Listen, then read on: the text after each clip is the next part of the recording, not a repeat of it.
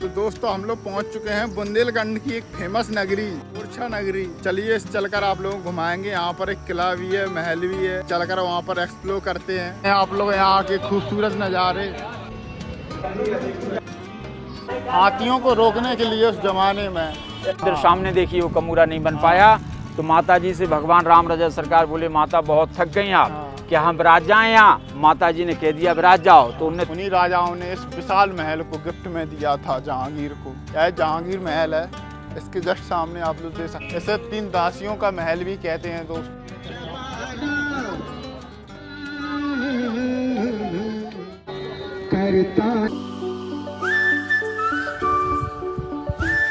नमस्कार दोस्तों, तो बहुत बहुत स्वागत है आप लोगों का आज के इस नए ब्लॉग में। क्योंकि आज हम लोग जा रहे हैं बुंदेलखंड की अयोध्या, जिसे हम ओरछा भी कहते हैं। आज चलते हैं वहाँ पर, आप लोगों को दर्शन कराते हैं राम भगवान का वहाँ पर मंदिर बना है और वहाँ पर उन्हें राजा के रूप में दर्जा दिया जाता है। और अभी बज गए हैं सुबह के 3:30 और अभी हम लोग निकल रहे हैं क्योंकि सफ़र आज का बहुत बड़ा रहने वाला है और इसलिए हम लोगों को जल्दी निकलना पड़ रहा है यहाँ से। चलते हैं और देखते हैं कैसा सीन होने वाला है आज।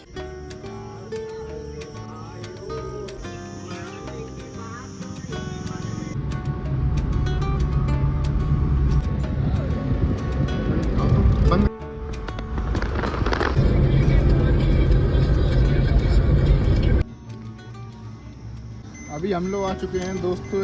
आप लोग सामने की तरफ देख सकते हैं, यह झांसी वाला हाईवे है। अभी हम लोग यहाँ पर रुके हैं चाय नाश्ता के लिए और यहाँ से अब हम लोग झांसी वाले रास्ते से ओरछा के लिए जाएंगे। और सुबह सुबह अगर आप लोग ये सिमरिया वाला अगर टोल क्रॉस करके आएँ तो यहाँ पर भाई की दुकान पे यहाँ पे बढ़िया चाय नाश्ता करके अब निकल चुके हैं अपने सफ़र को जारी रखते हुए। और आप लोग देख सकते हैं अगर ऐसा नज़ारा हो, कितना ही बेहतरीन आज का नज़ारा है। तो दोस्तों अब हम लोग पहुंच चुके हैं फाइनली 3 घंटे की ड्राइव करके ओरछा नगरी, जिसे हम बुंदेलखंड की छोटी अयोध्या भी कहते हैं। आप लोग देख सकते हैं यहाँ पर यह गेट बना हुआ है। अब चल रहे हैं अंदर की तरफ, दर्शन करेंगे राम राजा सरकार के और आप लोगों को भी कराएंगे। तो दोस्तों हम लोग पहुँच चुके हैं ओरछा नगरी, जो वीर सिंह बुंदेला ने यह नगरी बसाई थी। चलिए आज इस नगरी को एक्सप्लोर करते हैं चलकर। और बहुत ही अच्छे नज़ारे यहाँ के। यहाँ पर पूरा चारों तरफ बिहड़ इलाका है एकदम, आप लोग देख सकते हैं। तो इस नगरी को हम लोग चलकर यहाँ पर एक्सप्लोर करेंगे और आप लोगों को भी कराएंगे। देखते हैं, यहाँ पर बताया जाता है यहाँ पर किला भी है, महल भी है। चलते हैं और देखते हैं। दोस्तों हम लोग आ चुके हैं बेतवा नदी के किनारे। सबसे पहले हम लोग यहाँ पे आए हैं क्योंकि मेरा दोस्त घर से नहा के नहीं आया है, सुबह सुबह जल्दी आ गया है इसलिए हम लोग यहाँ पहले घाट पे आए हैं नहाने के लिए।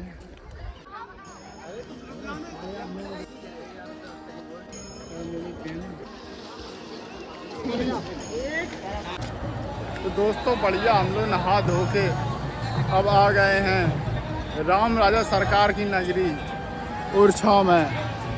और देख सकते हैं आप लोग यहाँ के खूबसूरत नज़ारे।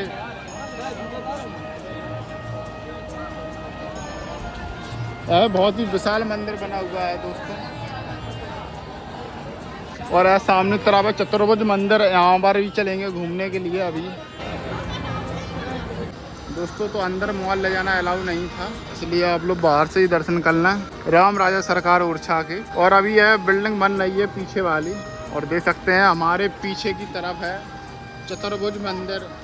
चलिए चलते हैं और आप लोगों को दर्शन भी कराते हैं।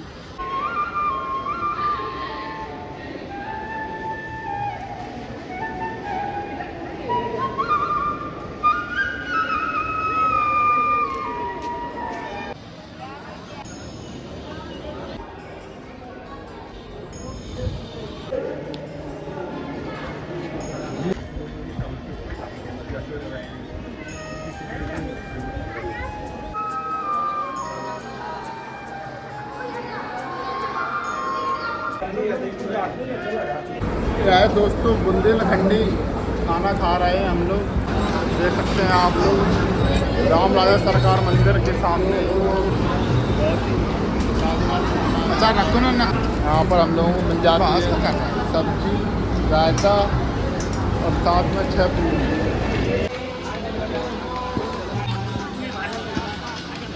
नमस्कार दोस्तों, तो हम लोग आ चुके हैं बुंदेलखंड में किलो मशहूर है ओरछा का किला। आज आप लोग घुमाएंगे पूरा किला, कैसा किला रहने वाला है दोस्तों।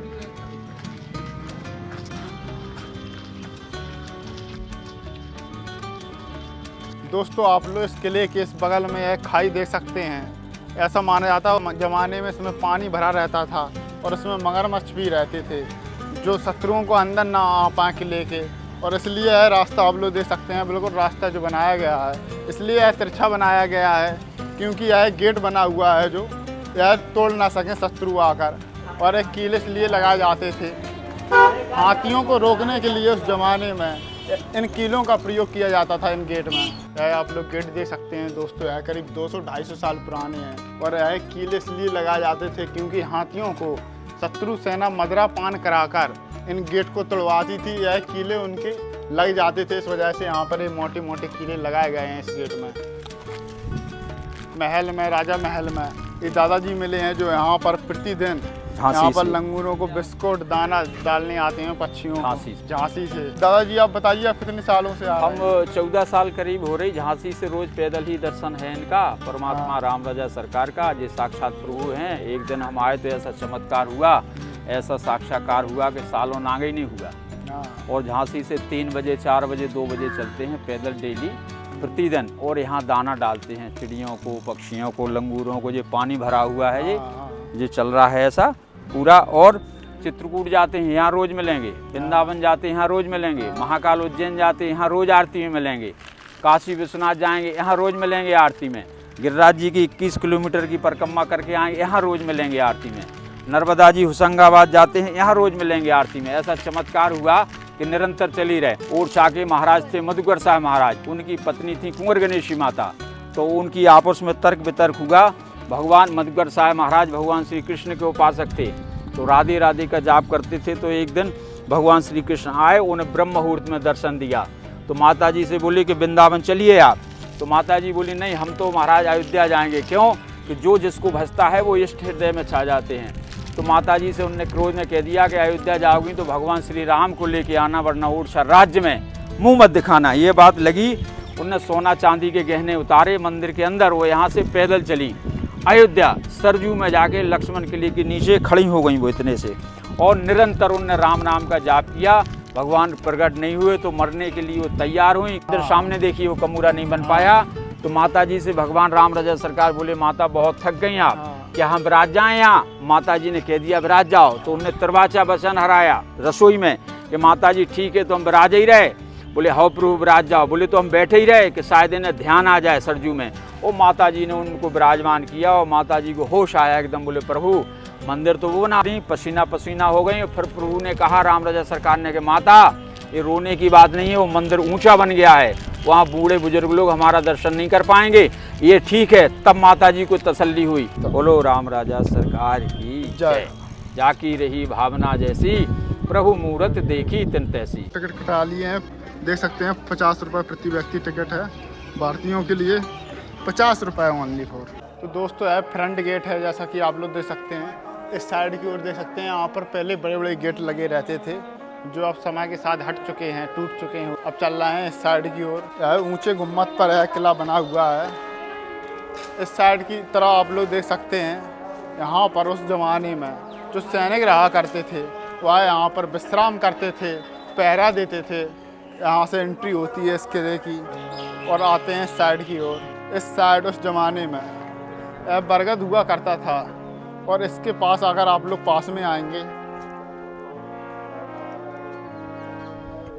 दोस्तों आप लोग देख सकते हैं, यहाँ पर उस जमाने में यहाँ पर एक कुआं है जो बरगद के पास बना हुआ है। और इस साइड की ओर आएंगे आप जैसे ही, यहाँ पर उस जमाने में यहाँ पर बाग बना हुआ। जैसे ही आप लोग सामने की तरफ देखते हैं, यह है दीवाने खास, जहाँ पर राजा मंत्रियों के साथ में यहाँ पर बैठकर मीटिंग किया करते थे और आम जनता से इस बाग में बैठकर बात किया करते थे। यह है दीवाने आम और ऊपर जो आप लोग देख रहे हैं यह है दीवाने खास। यहाँ पर राजा अपने मंत्रियों के साथ बैठकर बात करते थे। यह दोस्तों आप लोग देख सकते हैं, यह उस ज़माने की दीवाने खास हुआ करती थी।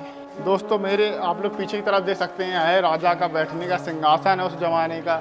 और यहाँ पर उनके जो खास मंत्री हुआ करते थे वो इस साइड की ओर बैठते थे, और यहाँ पर आम मंत्री बैठते थे, और नीचे लगता था जनता दरबार, जिसे हम दीवाने आम भी कहते हैं। और इस साइड की ओर आएंगे आप लोगों को यहाँ से दिख जाएगा जहांगीर पैलेस। यह महल भी हम आप लोगों को घुमाएंगे अभी आज चलकर। यहाँ पर दोस्तों जितनी भी आप लोग पेंटिंग देख रहे हैं ऊपर की तरफ, तो यह दोस्तों उस ज़माने में फूल सब्जियों और पत्तियों से बनाई जाती थी। या उस ज़माने की आप लोग पेंटिंग देख सकते हैं, कितनी कलरफुल पेंटिंग है उस ज़माने की। राजा महल को घूमने वाले हैं पूरा। तो दोस्तों इस राजा महल का निर्माण 1538 ईस्वी में करवाया गया था। यह भारती चंद ने 1531 ईस्वी में बनवाना स्टार्ट कर दिया था इस किले को। इसका जो दीवाने खास है और जो बगीचा है अभी हमने आप लोगों को दिखाया, वह भारती चंद के भाई मधुकर शाह ने बनवाया था। और चलते हैं अंदर की तरफ। आप दोस्तों देख सकते हैं यह जो महल बना हुआ है, किला बना हुआ है, इसके नीचे उस ज़माने में तहखाना बनाया गया था। यहाँ पर जो दास दासियाँ होते थे राजा रानियों के, वो लोग रहते थे। और इस साइड की ओर आप लोग जैसे ही आएंगे और आप लोग देख सकते हैं यहाँ सामने की ओर कच्छ बने हुए हैं। इस साइड की ओर आप लोग देख सकते हैं, यह उस ज़माने में रानियों और उनकी संतानों के लिए बनाए गए थे।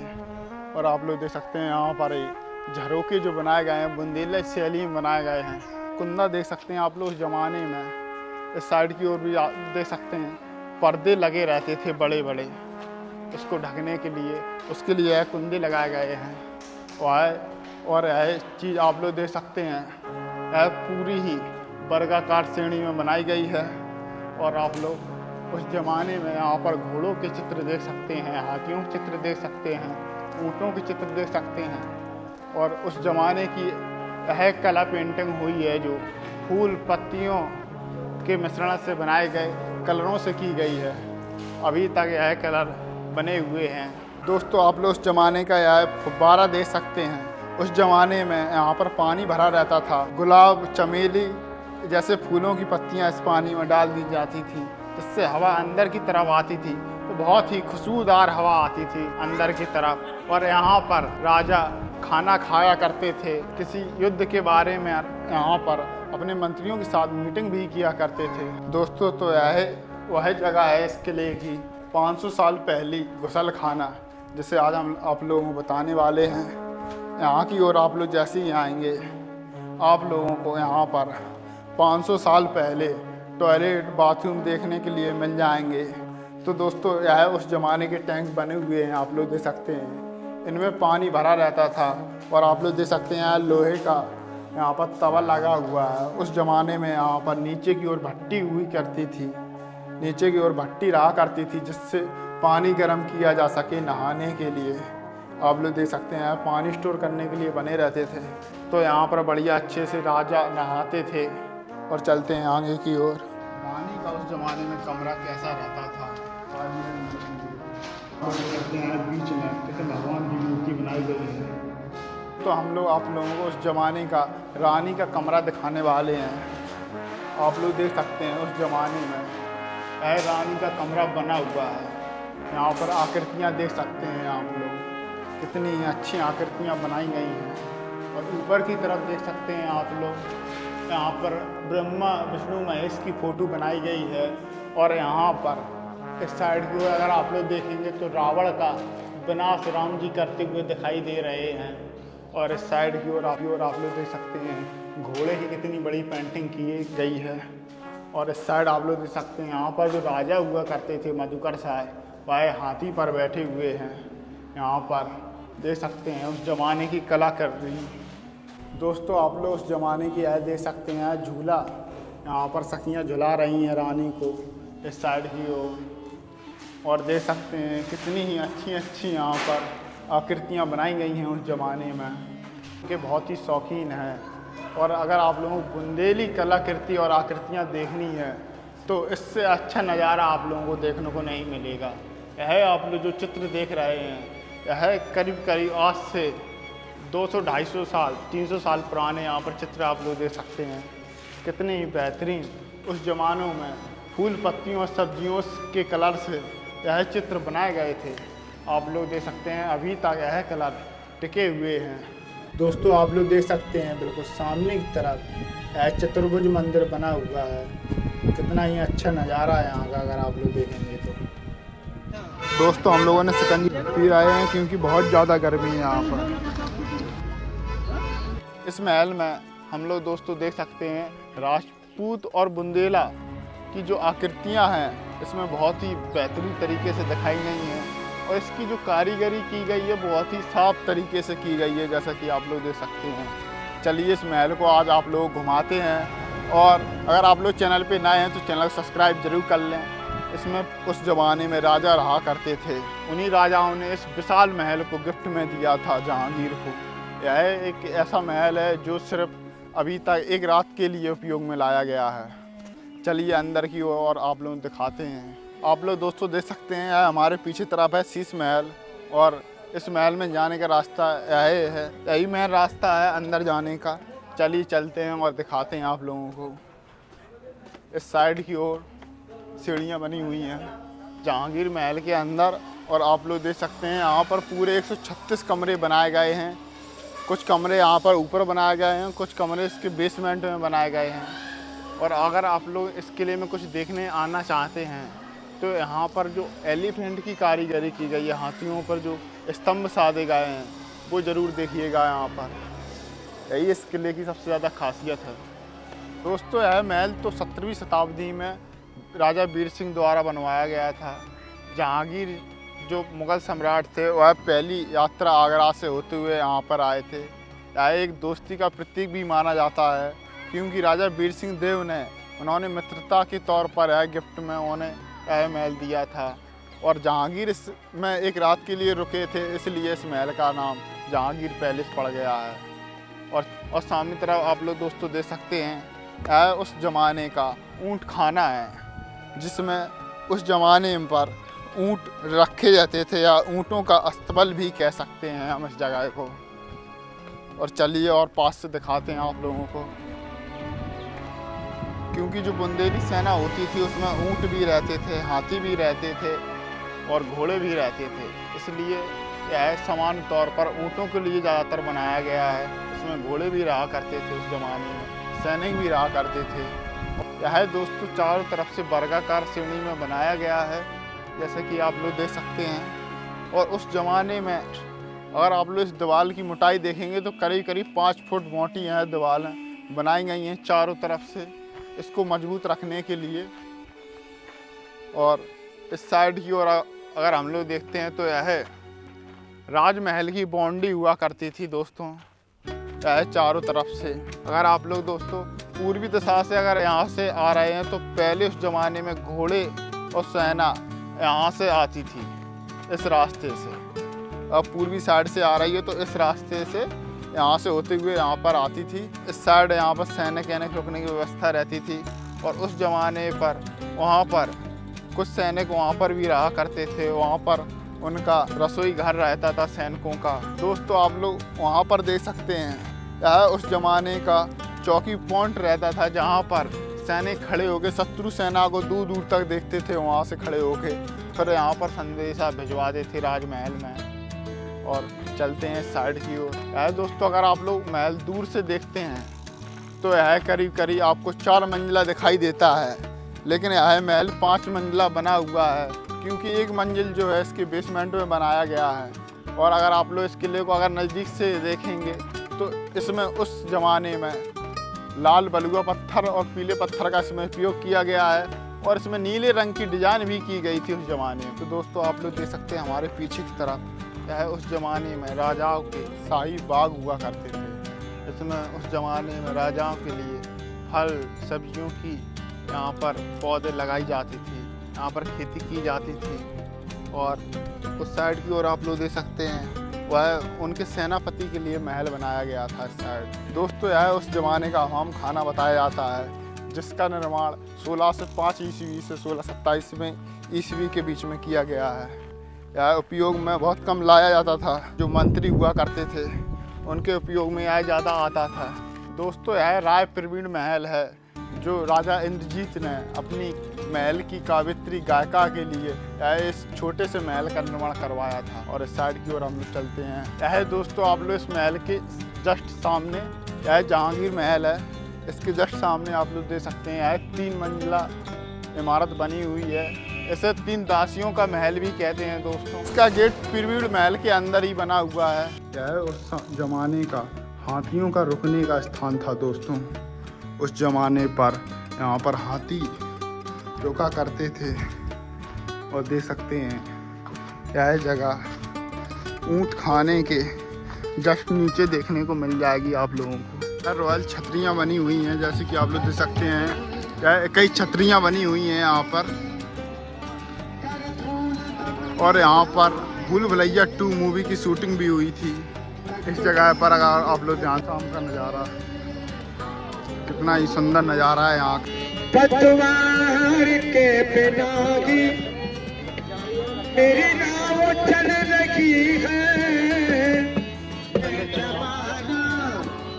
मंजिल भी मिल रही